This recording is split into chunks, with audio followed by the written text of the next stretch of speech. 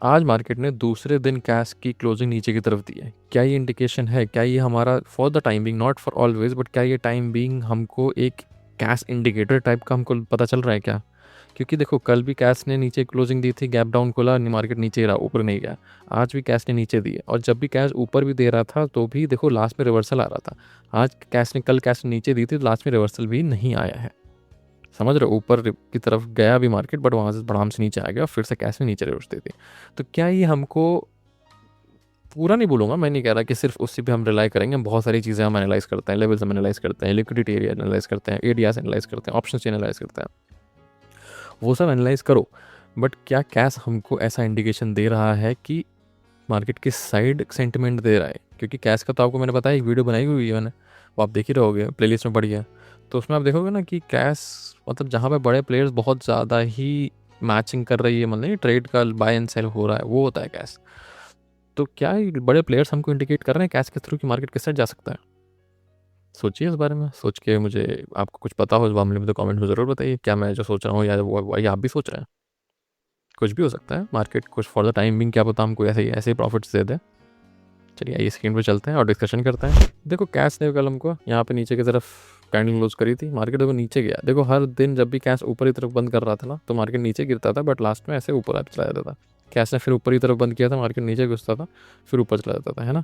पर कल कैश ने पहली बार नीचे की तरफ बंद किया, नीचे की तरफ बंद किया तो मार्केट ने नीचे की ही तरफ क्या, रिवर्सल नहीं लिया। तो इसका मतलब है कैश हमको कुछ तो इंडिकेट कर रहा है कि जिस साइड कैश जाएगा तो market at the end of the day, भले ही पूरे दिन वोलेटाइल रहे, पूरा दिन सेम लेवल पे आपको नाचे परेशान करे, but at the end of the day आपको वो उस साइड ले जा रहा है।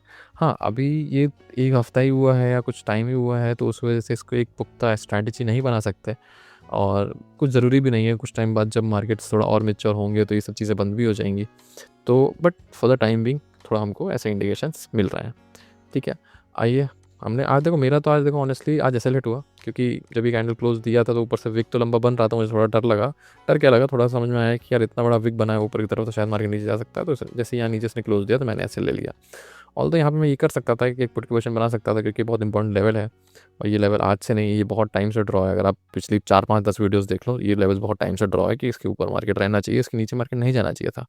इसके नीचे मार्केट गया है तो मार्केट देखो फॉर द टाइम बीइंग बहुत ही बुलिश तो नहीं बोलूँगा, क्योंकि देखो बुलिश मार्केट होगा इस ट्रेंड लाइन की। देखो आपके में जो ट्रेंड लाइन बनी होगी वो कुछ इस तरीके से बनी होगी, अगर मतलब जो आप मेरी वीडियोस फॉलो करते हैं वो जानते हैं, उसको हटा दीजिएगा। अब ये नई ट्रेंड लाइन बना लो आप ऐसे करके, और जब तक इस ट्रेंड लाइन के ऊपर मार्केट नहीं निकलता है तब तक हम बुलिश का नहीं सोचेंगे, है ना, हम सेल एंड राइज ही का सोचेंगे। तो अभी कैश भी हमको सेल एंड राइज ही बोल रहा है। और अगर हम उसका देखें, एफआई डेटा भी देखें, तो एफआई डेटा में भी देखो अगेन बहुत ज़्यादा मैं इसको पुख्ता नहीं मानूंगा, क्योंकि देखो सेलिंग को ज़्यादा हुई नहीं है, और पुट्स बाइंग करना मेरे लिए तो कुछ ऐसा इंडिकेशन है नहीं। फ्यूचर सेल हुआ है तो हाँ, इसको थोड़ा सा नेगेटिव बोल सकते हैं, है ना। कैश कंपोनेंट से वैल्यू मतलब नहीं रखता हूँ मैं, मतलब नहीं रखता हूँ, बट तब भी देख लो तो 1652 करोड़ का खरीदा गया है। ऑप्शंस डेटा में देखो 18 अक्टूबर की देखना, जो आज की देखना तो मतलब नहीं बनता, क्योंकि आज एक्सपायरी थी। अगर हम 25 अक्टूबर का भी देखें ना, तो 24,000 से लेकर 25,000 की एक रेंज आ रही है।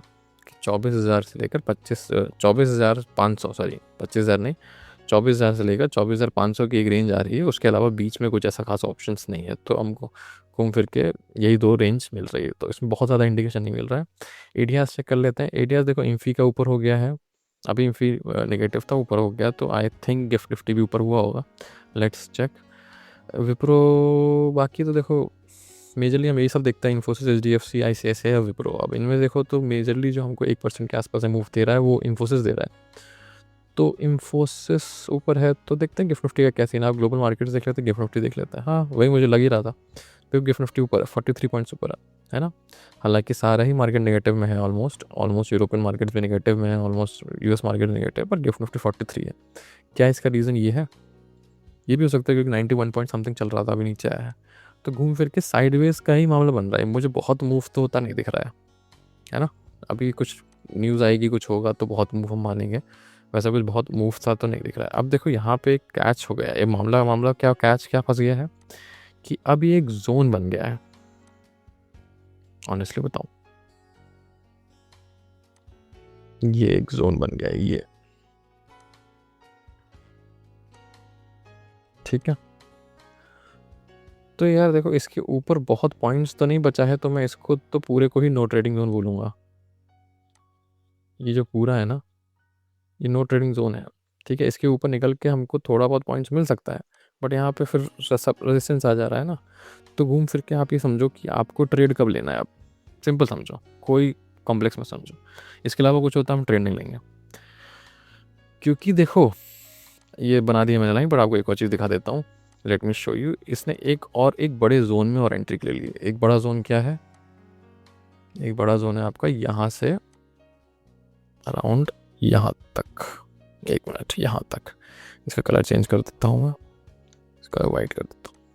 अगर आप ध्यान दे पा रहे होगे तो ये एक जोन में मार्केट घूम रहा था। एक मिनट, हाँ, ये एक जोन में देखो मार्केट ऐसे ऐसे ऐसे ऐसे ऊपर निकला, फिर उसमें ऐसे ऐसे ऐसे ऐसे ऊपर निकला, फिर उसमें ऐसे ऐसे ऐसे फिर ऊपर निकल गया।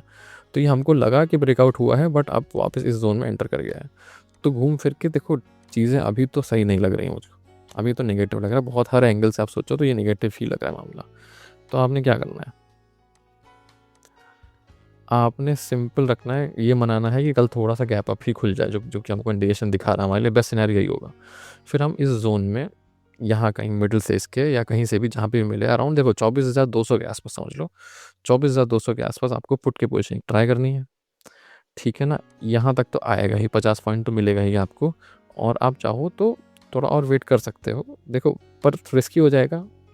अराउंड 50-60% क्वांटिटी बुक कर लेना, क्योंकि जो डेटा, जो एफआई डेटा है, वो हमको साइडवेज ही दिखा रहा है। बट स्टिल ये एक रेजिस्टेंस का काम करेगा, ठीक है ना? तो ये रेजिस्टेंस का काम करेगा। तो यहाँ पे जहाँ पे भी आपको मिले, अगर यहाँ ऊपर खुल के अंदर आ जाए इसके, है ना, तो भी आप पुट ले लो। अंदर अंदर मतलब कि 24,200 क्रॉस करके 15 मिनट कैंडल क्लोज देते हैं, है ना? गैप डाउन खुले और फिर आपको वेट करना पड़ेगा। गैप डाउन मतलब कि हल्का गैप अप, अब गैप डाउन नहीं, हल्का गैप अप खुलेगा तो आपको वेट करना पड़ेगा, 24,200 के आसपास से पुट लेना पड़ेगा। अब इसके लो को ब्रेक करते तो आप एक और ट्रेड बना सकते हो, है ना? बट फिर थोड़ा सा कम क्वांटिटी रखना, क्योंकि फिर लेवल आपको निकालने पड़ेंगे या जो भी है ना? सबसे बेस्ट सिनेरियो रहेगा हमको गैप अप खुले। फ्लैट खुलेगा तो फिर हमको वही अगेन, अगर इसको क्लोज मतलब नीचे की तरफ 15 मिनट क्लोज दे तो आप 50 पॉइंट के लिए और बैठ सकते हो। गैप डाउन खुलेगा तो मैं ट्रेड नहीं करूँगा, क्योंकि फिर ये मतलब ओवरसोल्ड हो जाएगा, क्योंकि फिर ओवरसोल्ड मार्केट को फिर मैं शॉर्ट नहीं करता हूँ। अब अगर देखो 18 का छोड़ो, आप 25 सितंबर का देखो, तो 25 सितंबर का भी आप देखो ना, ये 0.8 हो चुका है, 0.6, 0.7 तो चलो तब भी ठीक है, 0.6, 0.5 पे मैं शॉर्ट नहीं करता हूँ, है ना? फिर उसको फिर इग्नोर करना, फिर वोलेटाइल हो जाएगा, आपको ऐसे ही कर देगा, ठीक है ना? तो आपको फ्लैट पे पता क्या करना है, आपको गैप अप पता क्या करना है, और गैप डाउन पे आपको इग्नोर करना है, ठीक है? अच्छा लगा हो, पसंद आया हो वीडियो और कुछ आपको लर्निंग मिली हो आज, तो प्लीज़ सब्सक्राइब करिए, लाइक करिए। Thank you very much.